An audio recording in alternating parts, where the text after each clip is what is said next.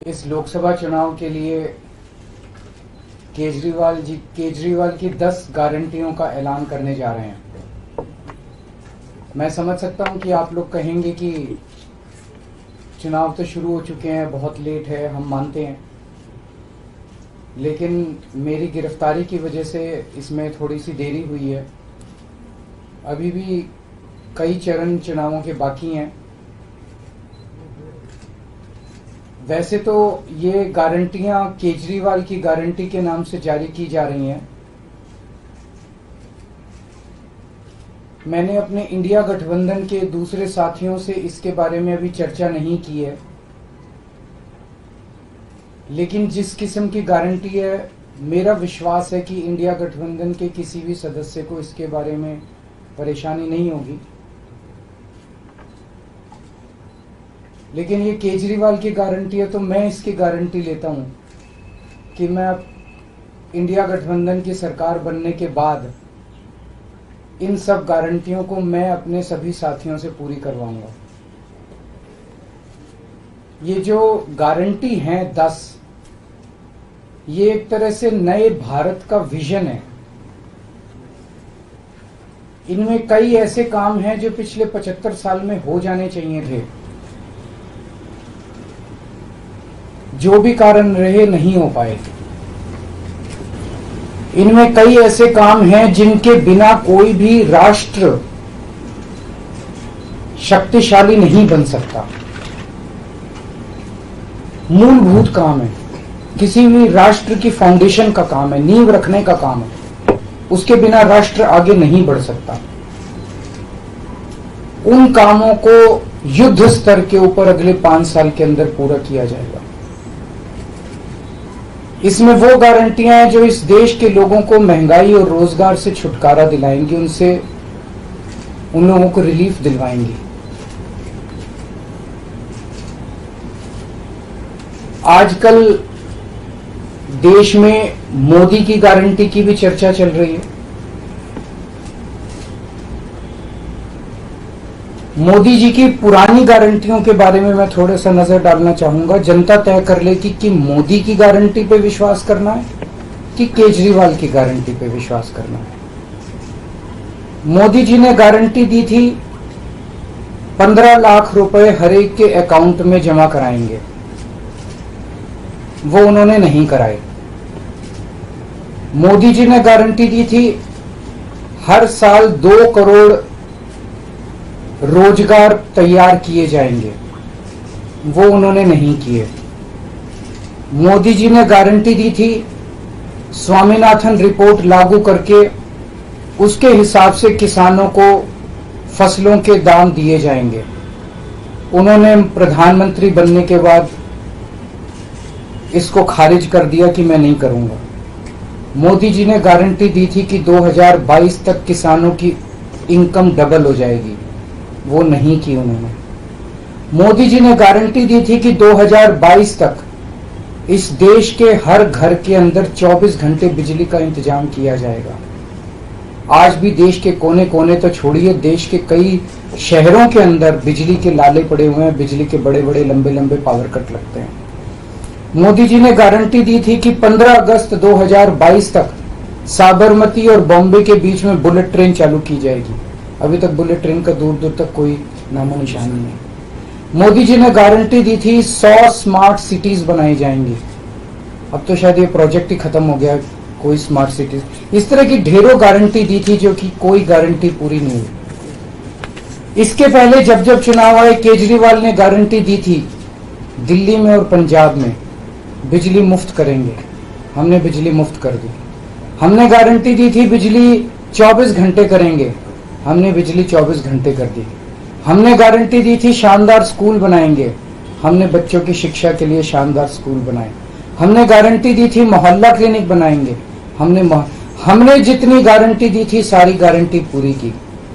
तो एक तरफ है मोदी की गारंटी, एक तरफ है केजरीवाल की गारंटी। मोदी की गारंटी का हम देख चुके हैं कि मोदी की गारंटी यकीन करने का लायक नहीं है। और अब तो अगली साल चूंकि मोदी जी रिटायर होंगे, तो उनकी रिटायरमेंट के बाद मोदी की गारंटी कौन पूरी करेगा, इसका भी कोई वो नहीं है। और केजरीवाल की गारंटी, केजरीवाल यही है, कहीं नहीं जा रहा, तो केजरीवाल की गारंटी पूरी करने की गारंटी केजरीवाल लेता है। 10 गारंटी क्या है मैं एक एक करके बताता हूं। सबसे पहली गारंटी है, देश के अंदर 24 घंटे बिजली का इंतजाम करेंगे। कैसे करेंगे? हमारे देश में 3 लाख मेगावाट बिजली प्रोड्यूस करने की क्षमता है, कैपेसिटी है। देश की पीक डिमांड, गर्मियों के अंदर पीक डिमांड देश की सबसे ज्यादा डिमांड होती है 2 लाख मेगावाट। तो आज हमारा देश जितनी बिजली पैदा कर रहा है, पैदा कर सकता है, जितनी डिमांड है उससे कहीं ज्यादा बिजली पैदा करने की हमारी क्षमता है। लेकिन मेरे घर के अंदर फिर भी पावर कट लग रहे हैं। क्यों? मैनेजमेंट खराब है। दिल्ली में भी यही हाल था, पंजाब में भी यही हाल था। बिजली तो थी लेकिन मैनेजमेंट खराब था। हमने मैनेजमेंट ठीक करके दिल्ली में भी 24 घंटे बिजली का इंतजाम किया, पंजाब में भी किया, देश में भी करके दिखा सकते हैं क्योंकि हमें एक्सपीरियंस है। देश के गरीब लोगों को बिजली मुफ्त दी जाएगी। दिल्ली में करके दिखाई, पंजाब में करके दिखाई, पूरे देश के अंदर फ्री कर सकते हैं। 1.25 लाख करोड़ रुपए का खर्चा आएगा। एक एक कैलकुलेशन करके लाया हूं मैं हवा में गारंटी नहीं देता। केजरीवाल की गारंटी एक ब्रांड है मार्केट के अंदर। अगर हम कुछ बोलते हैं तो वो पूरी करते हैं। तो 1.25 लाख करोड़ रुपए का खर्चा आएगा। 1.25 लाख करोड़ रुपए हम इंतजाम करेंगे। 1.25 लाख, उसके अंदर पूरे देश के गरीबों को 200 यूनिट बिजली मुफ्त मिल सकती है। आज भी हमारे देश के गरीब लोगों को ये बिजली की पहली गारंटी थी। दूसरी गारंटी है शिक्षा की। कोई भी देश तब तक तरक्की नहीं कर सकता जब तक उसके हर बच्चे को अच्छी शिक्षा का इंतजाम ना कर दिया जाए। अगर किसी देश के अंदर ढेरों लोग अनपढ़ हैं, अगर किसी देश के अंदर ज्यादा बच्चे, कई बच्चों को बिलो स्टैंडर्ड, सब क्वालिटी, गंदी बेकार शिक्षा मिलती है, वो देश कभी आगे नहीं बढ़ सकता। आज हमारे देश के अंदर सरकारी स्कूलों का बुरा हाल है। 10 लाख सरकारी स्कूलों के अंदर 18 करोड़ बच्चे पढ़ते हैं जिनका कोई भविष्य नहीं है। दिल्ली के अंदर हमने करके दिखाया, पंजाब के अंदर करके दिखाया। देश के सारे सरकारी स्कूलों को शानदार बनाएंगे, अच्छे बनाएंगे, प्राइवेट स्कूलों से भी बेहतर बनाएंगे। और इस देश के अंदर पैदा होने वाले हर बच्चे के लिए, चाहे वो अमीर का बच्चा हो चाहे गरीब का बच्चा हो, अच्छी, शानदार और फ्री शिक्षा का इंतजाम किया जाएगा। अगर आप अमीर हैं, अपने बच्चे को प्राइवेट में भेजना चाहते हैं, भेजिए। लेकिन आप अगर सरकारी स्कूल में अपने बच्चे को भेजते हैं तो प्राइवेट स्कूल से किसी 1% भी कम नहीं होगी उस शिक्षा की क्वालिटी। ऐसी शिक्षा का इंतजाम गांव-गांव के कोने-कोने, देश के कोने-कोने में अच्छी शिक्षा का इंतजाम करेंगे। दिल्ली में किया, पंजाब में किया, हमें करना आता है, हमारी नीयत है। ये काम आजादी के वक्त हो जाना चाहिए था लेकिन नहीं हुआ। देर आए दुरुस्त है। आजादी के 75 साल बाद भी हो गया तो बहुत अच्छी बात है। इस काम को करने के लिए 5 लाख करोड़ रुपए लगेंगे। 2.5 लाख करोड़ रुपए केंद्र सरकार देगी, 2.5 लाख करोड़ रुपए राज्य सरकार देगी। हर साल 5 साल में हर साल 50,000 करोड़ रुपए का खर्चा आएगा केंद्र सरकार को। 50,000 करोड़ तो कुछ भी नहीं है। अगर 50,000 करोड़ रुपए सालाना खर्चे में मेरे देश के बच्चा अगर 18 करोड़ बच्चों को अच्छी शिक्षा मिल जाए, इससे अच्छा और क्या हो सकता है। तीसरा, स्वास्थ्य। अगर मेरे देश की जनता स्वस्थ होगी, बीमारी नहीं होगी, तो देश तरक्की करेगा। पढ़ी लिखी जनता होगी, स्वस्थ जनता होगी, तो ये 140 करोड़ लोग ही तो इस देश को आगे ले जाएंगे। कोई एक प्रधानमंत्री थोड़ी देश को आगे ले जाता है, जनता आगे ले जाती है। तो सब लोगों को अच्छे इलाज का इंतजाम करेंगे। आज अगर किसी को के घर में कोई बीमार हो जाए, बड़ी बीमारी हो जाए, सरकारी अस्पतालों का बुरा हाल है पूरे देश के अंदर और प्राइवेट वालों ने लूट मचा रखी है। पूरे देश में कोने कोने में, हर गांव में, हर मोहल्ले में मोहल्ला क्लिनिक खोला जाएगा। शानदार डिस्ट्रिक्ट हॉस्पिटल जितने हैं उनको मल्टी स्पेशलिटी बना के उनको शानदार प्राइवेट हॉस्पिटल्स की तर्ज पे बनाया जाएगा। और इस देश में पैदा होने वाले हर व्यक्ति का पूरा इलाज मुफ्त होगा, इंश्योरेंस के आधार पे नहीं होगा।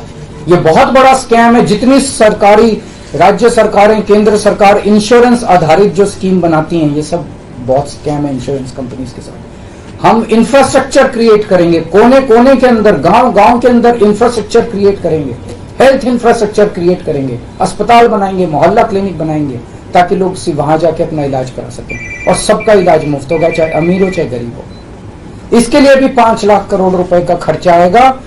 2.5 लाख करोड़ राज्य सरकार देगी, 2.5 लाख करोड़ केंद्र सरकार देगी। 5 साल के अंदर 5 लाख करोड़ रुपए, हर साल 50-50 हजार करोड़ का खर्चा आएगा। राष्ट्र सर्वोपरि हमारी चौथी गारंटी।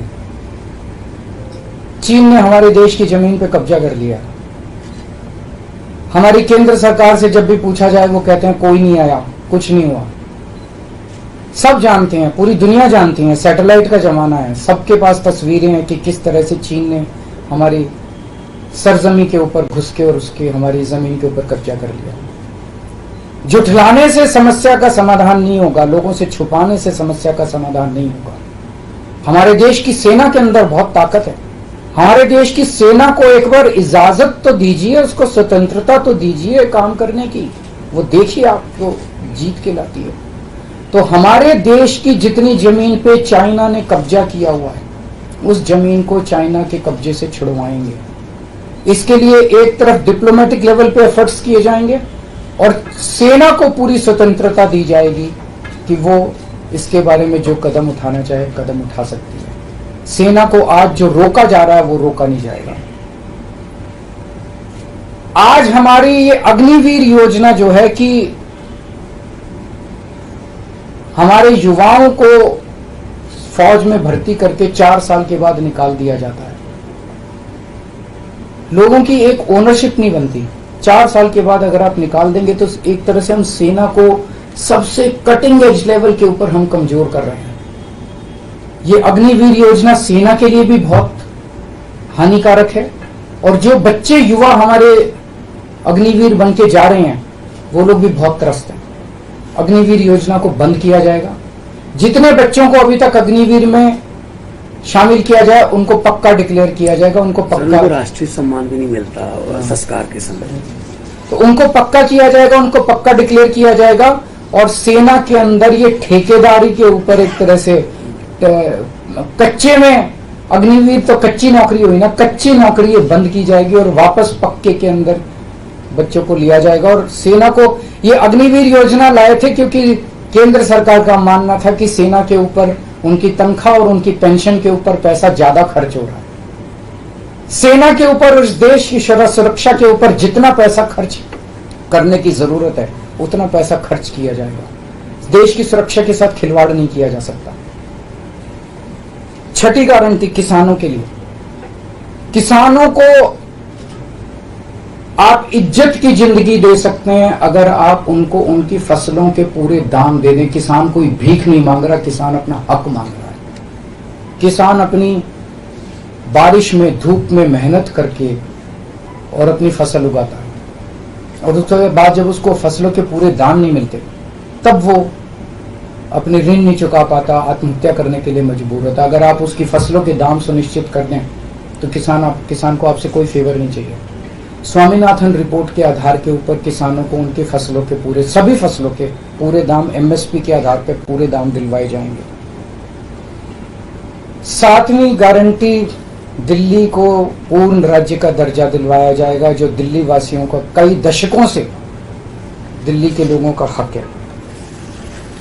बेरोजगारी, आज पूरे देश का युवा बेरोजगारी से त्रस्त है।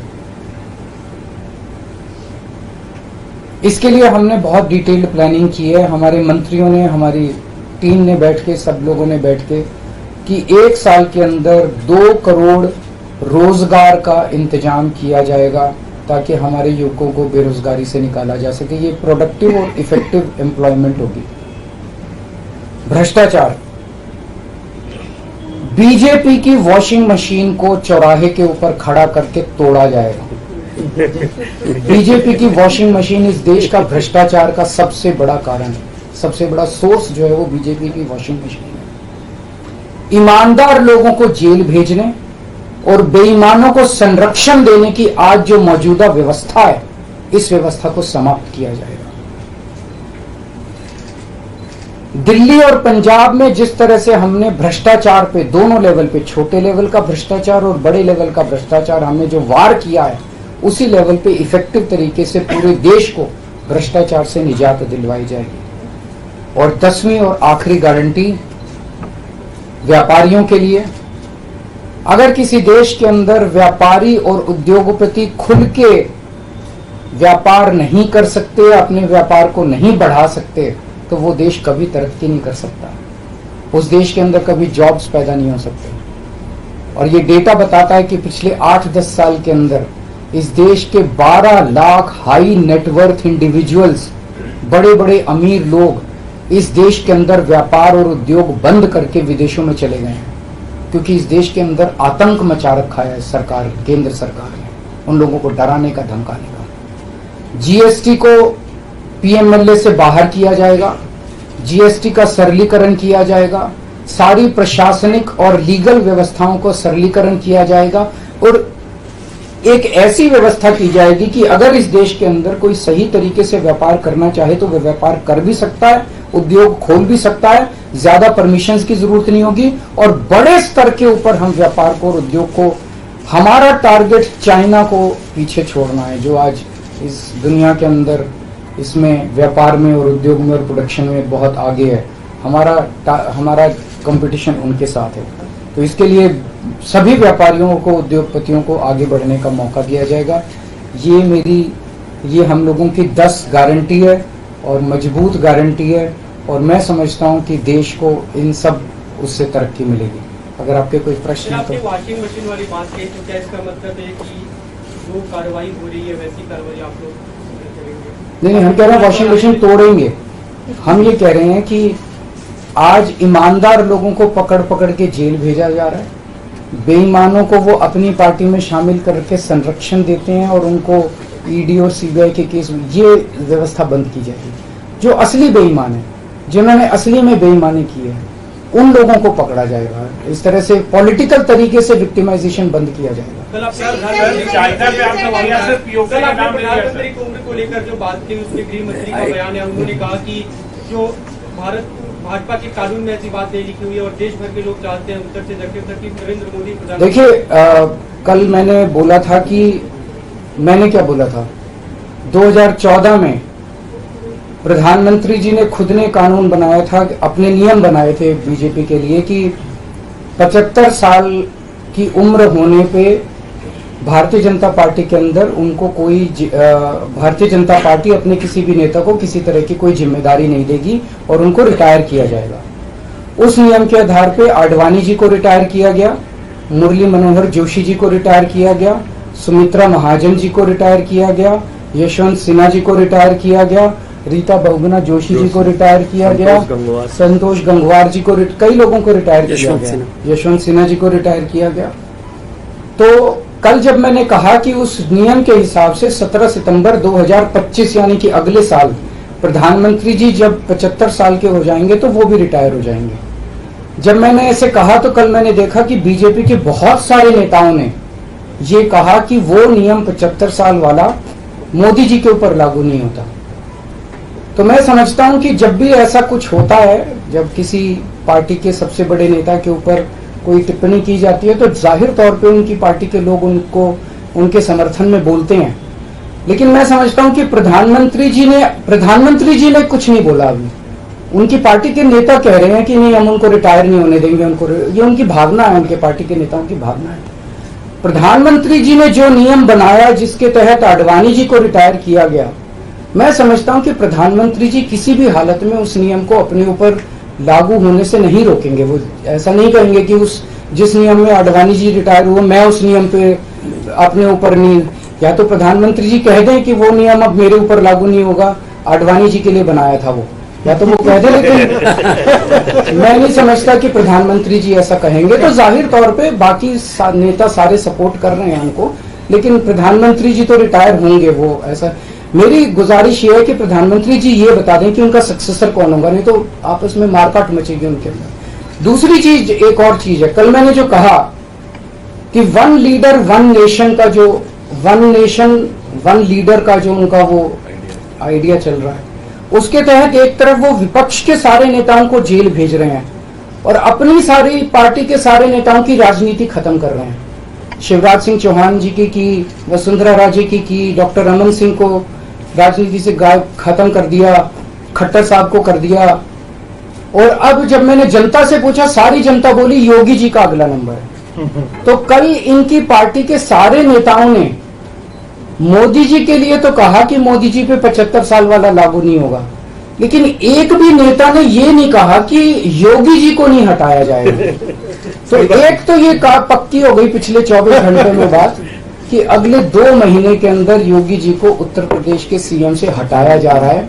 इस देश के बच्चे बच्चे की जुबान पे ये था कि योगी जी को अगले 2 महीने में, चुनाव जीतते ये लोग हटाएंगे। तो ये बात तो कल पक्की होगी कि योगी जी को हटाया जा रहा है। सर, आपने अक्साई सिंह का नाम लिया पर पीओके का नाम नहीं लिया। पीओके पे क्या रणनीति रहेगी हमारी? बिल्कुल, वो इसका हिस्सा है, भारत का हिस्सा है, उसको भी वापस लेके रहेंगे। आप पीएम की गारंटी के सापेक्ष अपनी गारंटी लाए हैं, आपने अपने कुलीग से भी बात नहीं की। सबसे बात करके लाया मैं। नहीं, जो इंडिया अलायंस है आपको नहीं, मैं सहमत हूँ, मैं उसके लिए माफी मांगता हूँ। मैं इंडिया अलायंस के सभी पार्टनर से, क्योंकि समय कम था, चुनाव आधा बीत चुका है, मैं माफी मांगता हूँ उनसे। लेकिन मैं समझता हूँ कि स्कूल खोलने पे, अस्पताल खोलने पे उनको आपत्ति नहीं होनी चाहिए। और मैं समझता हूँ उनसे जब गारंटी है आपकी, तो क्या लगता है कि चुनाव बाद अगर इंडिया गठबंधन आता है तो आपकी पीएम पद के लिए क्या? ना, मैं पीएम पद में, लेकिन जो भी सरकार बनेगी उस सरकार से मैं करवा के लाऊंगा, मेरे पे भरोसा करो। Thank you. हाँ, एक और गारंटी कर देते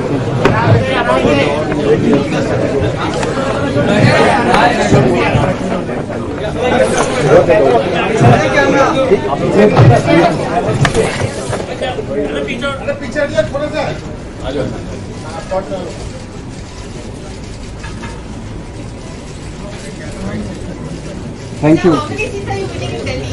Out of your contesting 22 seats in all, so how many seats are you expecting to win? Delhi में सारी बीजेपी हारेगी सारी, जितनी है। माहौल आप एक बार ही जाके देखो, आपको तो, आप तो सारे पत्रकार घूमते ही रहते हो। आज शाम को 2 जगह जा रहा हूँ, मोती नगर और दिल्ली से बाहर। अभी जो फिक्स हुआ है, क्या क्या है?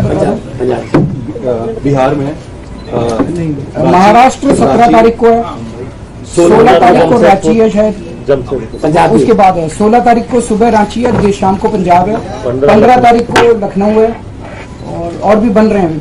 So you have, Sir, will you be PM if India Alliance getting